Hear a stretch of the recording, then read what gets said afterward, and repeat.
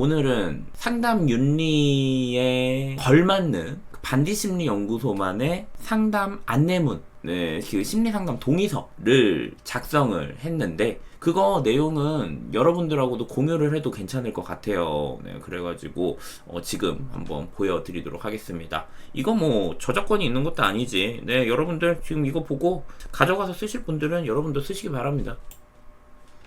자, 반디심리연구소 개인 심리 상담 안내 및 동의서입니다. 무려 동의서가 2장입니다. 2쪽이죠, 2쪽. 네.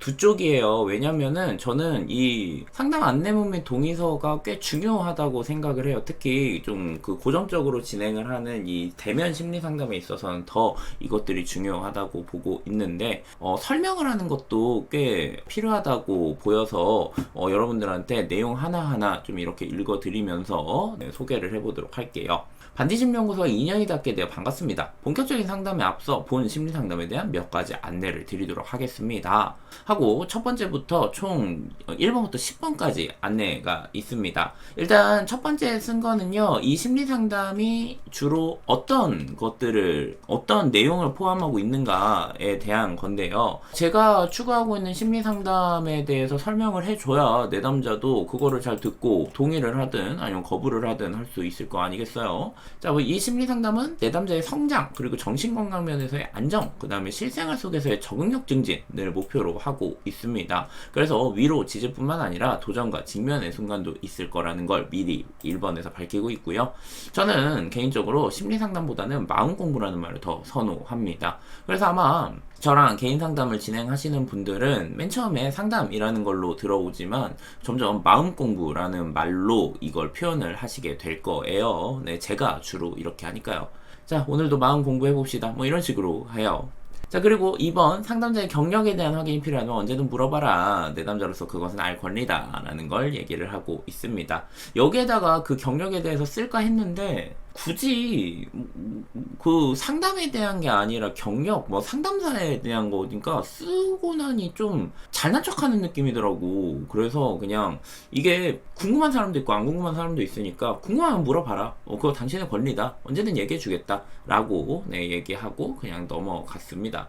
자, 그 다음에 비밀보장의 예외 상황에 대한 거를 좀 디테일하게 썼어요. 그냥 비밀보장 무조건 됩니다 라고 얘기를 하는 거는 말이 안 되는 소리예요. 사실 비밀보장이 안 되는 경우들도 꽤 있거든. 어제까지나 비밀보장은 내담자 피해를 입히지 않기 위함이다 라는 거를 얘기를 하고 있고요. 그 다음에 내담자가 동의하지 않는 구체적인 상담 내용에 대해서 상담사가 외부에 발설하는 경우는 없다 라고 얘기를 합니다. 다만 외부에서 다룰 수 있는 상담의 내용이 무엇인지도 이야기를 했어요. 대략적으로 어떤 주제의 상담을 진행한 적이 있다라는 경험담을 얘기를 할 때 이런 식인 거죠.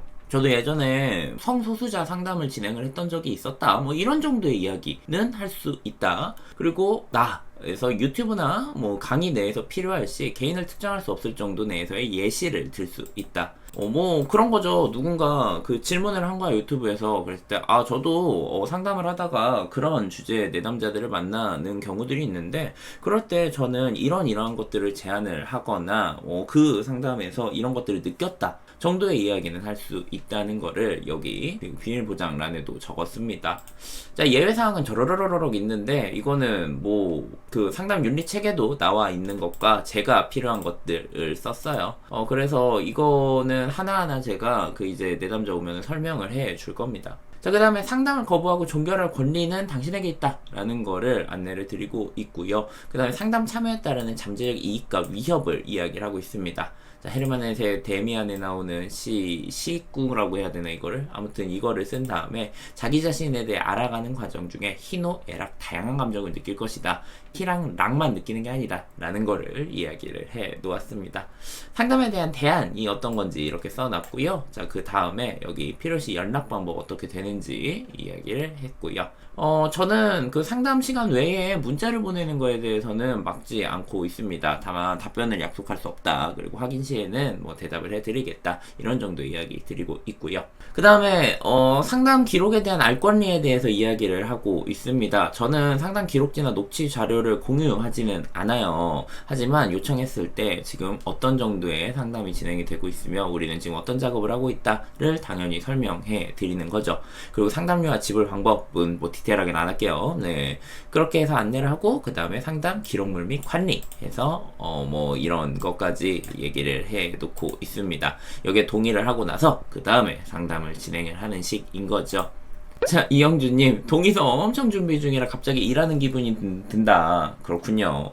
근데 이거는 그 정말 맨 처음부터 끝까지 그 어디에 그 상담 윤리에 입각해가지고 동의서 툴 있나요? 이런 건 남들한테 안 물어보고 제가 처음부터 끝까지 다 쓴 거거든요. 그래서 약간 좀 자부심과 애정이 있어. 네, 이거를 앞으로 내담자들한테 공유를 할 예정입니다.